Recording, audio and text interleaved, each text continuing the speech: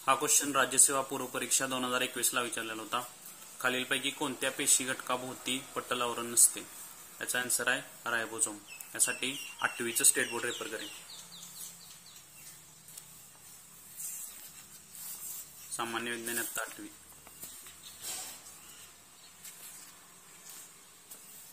पेशी व पेशीअंगके। आता ह्याच्यामध्ये पेशीचे कोणते पेशीअंगके आहेत? क्लोरोप्लास्ट। क्लोरोप्लास्टला मराठीमध्ये काय म्हणायचं? हरितलवके। मायटोकॉन्ड्रियाला काय म्हणायचं? तंतुकणिका। लायसोझोमला काय म्हणायचं? लयकारिका। आता हे रायबोझोम हा ऑप्शन दिलाय त्यांनी, हे काय आहे? हा एक रेणू आहे किंवा याला एन्झाईम आहे। हे कशामध्ये असते? तंतुकणिकेमध्ये असते आणि हरितलवकेमध्ये असते। याच्या भोवती पटल आवरण कोणतेही नसते।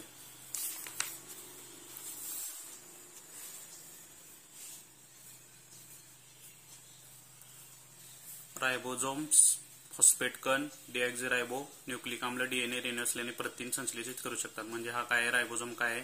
प्रथिन संश्लेषण करणारा घटक आहे। हा पेशीचा कुठलाही अंगक नाही रायबोझोम, त्यामुळे याच्या भोवती पटल आवरण नसते। त्यामुळे ऑप्शन काय येणार? 2 रायबोझोम। आणि हा हरितलवकामध्ये काय करत असतोय? हरितलवकाच्या पेटिकेमध्ये असतोय।